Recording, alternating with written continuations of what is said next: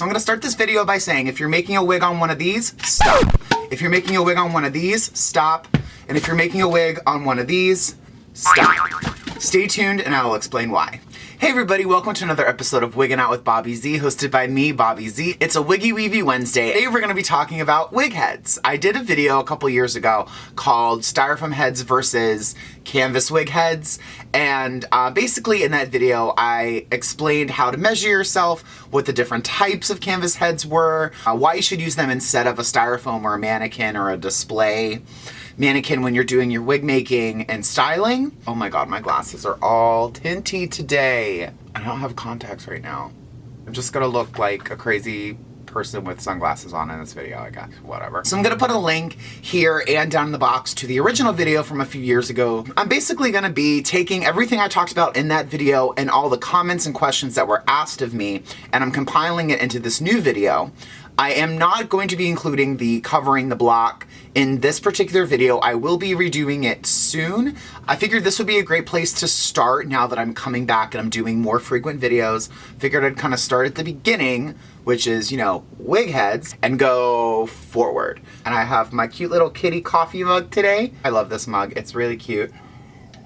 So these are canvas wig blocks. So the first thing you're gonna notice, you guys, is that this one's a long neck and this one is a short neck. I enjoy using a long neck block when I'm styling updos because you can pull the back of the wig down a little bit further than you can on a short neck, and then you still have room to put your rollers and to pin your rollers into the neck of the block. If you do that on a short neck, you kind of have to anchor your pearl head pins kind of going up to get the rollers to stay. So a long neck block is about 3 inches taller than a traditional short neck block.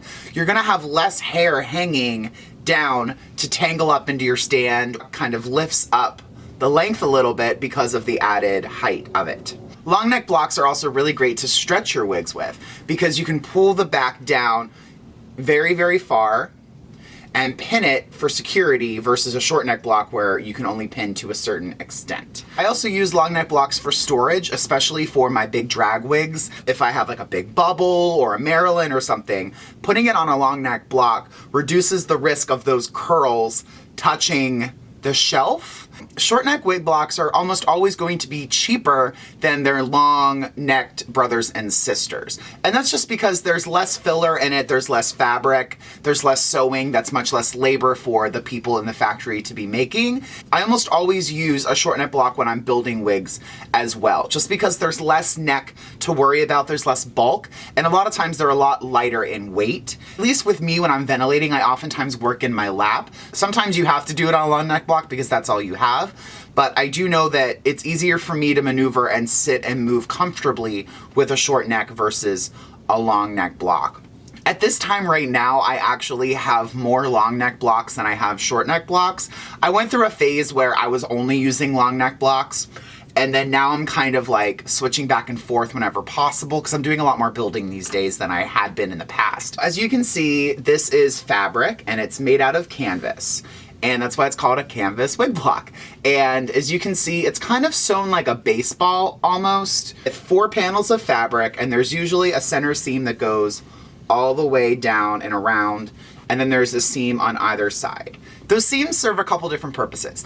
Mainly they're there so that the wig block could be curved, the size and shape of a head, but they're also there so you kind of know the center line is oftentimes where, if your wig has a widow's peak, where the widow's peak will go. And also you'll know that that's where their nose and their mouth is, here in the middle. And then oftentimes the sides are kind of your eyes. Then you'll know that your wig is going to be properly proportioned and shaped on the head. Now these particular wig blocks, which I have for myself, as well as the ones that I sell on bobbypins.com, are filled with cork.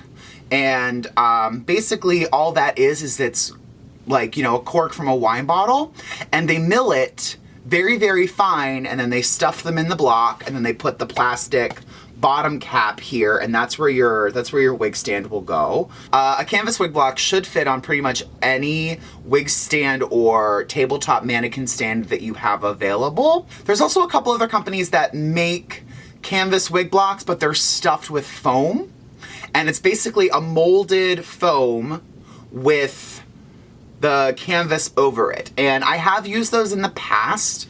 They're really, really, really great for building because they're so lightweight.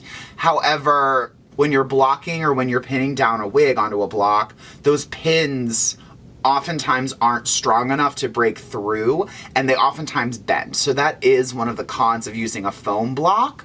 And the foam blocks sometimes can actually be a lot more expensive than the cork. Much like other parts of your body, you know, dresses, shoes, coats, underwear, etc., everyone's head is a completely different size and shape. So wig blocks do come in a variety of sizes. They come as small as a 19-inch, and I've seen them as big as a 25 or 26-inch block. However, I'm gonna warn you that 25s and 26s are so hard to find. For the most part, an average size head is going to be between 22 to 23 inches. I generally like to say 22 and a half is pretty much the average sized head, but because 19 is very small and 26 is very, very big, there's a very wide range of sizes in there. So it's very, very important to measure yourself and measure your clients before you purchase wig blocks. And you're probably wondering, hey Bobby, how do I measure myself for a wig block?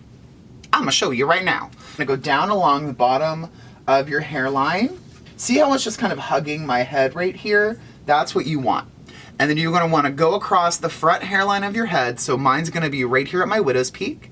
And then I'm going to put them together. And you guys can see that I am a 24 with my headband measurement. And if you don't have any hair or if you have a receding hairline, you wanna measure yourself where your hairline either used to be or where you want it to be, which generally is where the slope of your forehead starts to curve back, is generally where a hairline is. Some people are lower, some people are higher. Now I'm gonna talk about how to find the front and the back of a wig block. Generally, if the wig block's made well, you'll be able to find the front is a little bit flatter and the back has the occipital bone and it curves in under here, just like where we did our measurements, just like that. And that's how an ideally shaped wig block will be. However, a lot of the times, they're not. I've seen them look like a light bulb, where it's just a little thin neck and it's just a big head on top. I've seen them be pretty much flat all the way around, just like a tube. It kind of looks like a dildo, just kind of like a tubey thing. And in one of those cases, you just kind of have to pick what's the front and what's the back. There is a way to change the shape of a wig block by banging it on a wall or the floor. And if my apartment was cleaner today, I would show you that, but it's not. So I'm gonna have to save that for another day, but I can assure you that that does work. But let's say that you buy a wig block secondhand, or you buy a wig block and it doesn't have a measurement on it. You take the same measurements that you just did on yourself. You can do the headband measurement. So that's gonna be how you'll know what size your wig block is. When in doubt, measure it out. That goes for wigs and that goes for dating, ladies and gentlemen. Now I'm gonna show you guys some examples of different sizes of blocks, just so you guys can see the wide variety of sizes that canvas blocks come in. This is a 22-inch long neck block, which was the long neck block I was showing you guys. This is my 24.5-inch block. Can you see how much bigger that is? You guys, it's like way, way bigger. You guys could see there the difference in the size of the head. You guys can also see here the difference in the size from profile and from the front. See how this is just so much wider and broader than this one?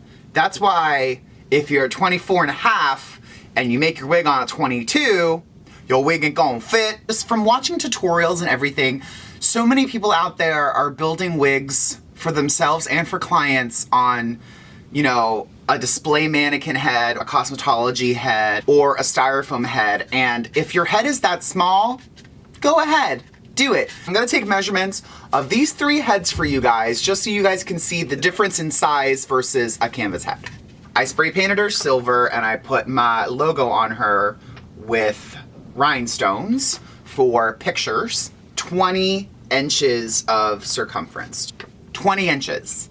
That's why if you make your wig on this and you got a 24-inch head like I do, your wig ain't gonna fit. Again, she is a 20-inch circumference. 20 inches. Also, if you notice, the shape of this styrofoam head is like an egg. It's very oblong and narrow. Has a very narrow forehead, but it's very long in width. Then this is just my Cosmetology head with hair. With hair. She's actually the biggest one of the three that I showed you guys. She's a 21. She is a solid 21 inch. Let's say that you go dress shopping, and let's say that you're a solid size 8, and you go to the store and you find a dress that is a size 12.